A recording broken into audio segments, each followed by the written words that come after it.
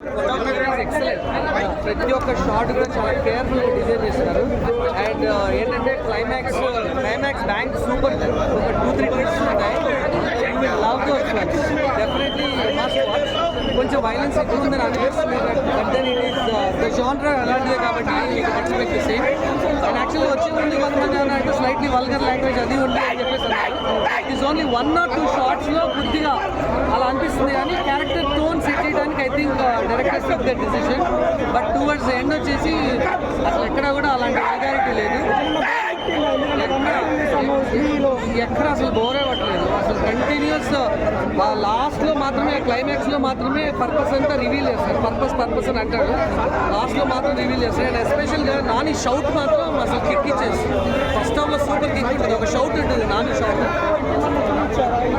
ఇచ్చారు, clear clue ఇచ్చారు. That is the twist and that is the strong USP of the movie. Final తీసుకొచ్చావు కానీ సినిమా super hit అయిపోయింది. సినిమా చూడాలి బ్రో. పిచ్చెక్కిపోయింది బ్రో సినిమా. పిచ్చంటే పిచ్చే ఏంది బ్రో. యానిమల్ కంటే త్రిబుల్ కాదు ఆల్మోస్ట్. ఏంది బ్రో యానిమల్ ఎందుకు పనిచేయదు ఈ సినిమా ముందర, ఎందుకు పనిచేయదు యానిమల్ అయితే అట్లుంది బ్రో. కత్తులు తీసుకురావాలి బ్రో. కత్తులు పెద్ద పెద్ద రాట్లు నోడు నాని బ్రో. ఏంది బ్రో దసరా తర్వాత అక్కడ ఉన్న కత్తులు ఇక్కడ లేవు. ఆల్మోస్ట్ ఎన్ని కత్తులు బ్రో.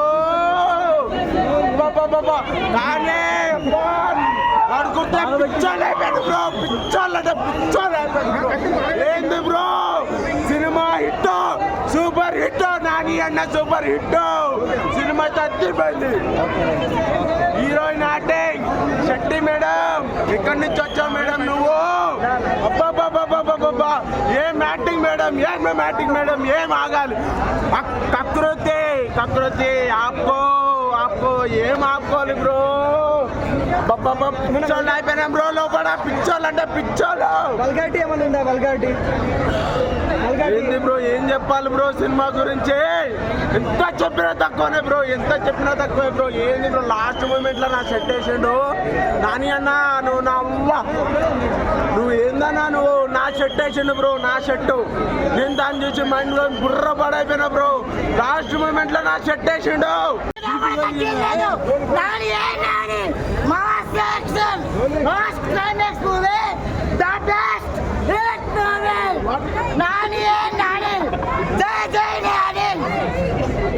ఇది మూవీ నేను ఆదిపడిలో ఇచ్చే నాని భక్తి మూవీ బ్లాక్ మాస్టర్ మూవీ.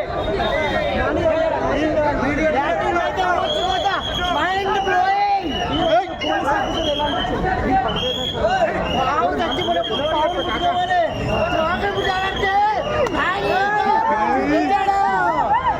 నిన్ను అర్జున్ పిలవాలా, సర్కారం పిలవాలా? జనంలో ఉన్నప్పుడు అర్జున్, మృక్కులు ఉన్నప్పుడు సర్కార్. నాని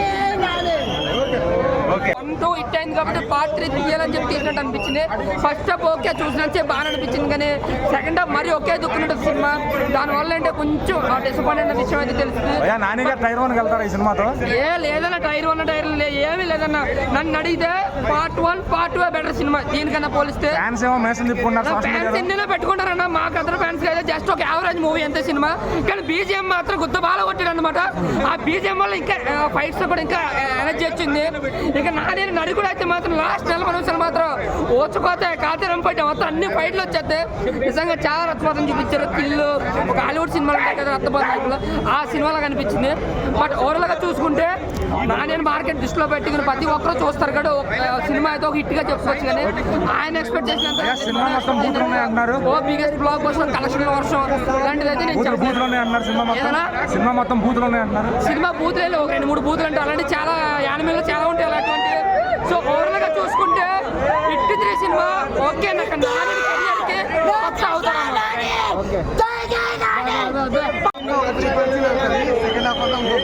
నాది ఏం నడుచుడు చచ్చిపోతారన్నా. అయ్యా సినిమా మొత్తం బూతులు ఉన్నాయి అంటున్నారు.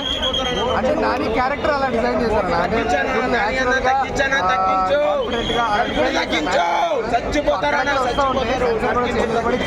మిక్కీ జయమేర్ గారు బ్యాక్గ్రౌండ్ స్కోర్ ఎలా ఉంది? బ్యాక్గ్రౌండ్ స్కోర్ కూడా చాలా బాగుంది. సెకండ్ హాఫ్ లో బ్యాక్గ్రౌండ్ స్కోర్ చాలా బాగుంది. మొబైల్ కొంచెం అసలు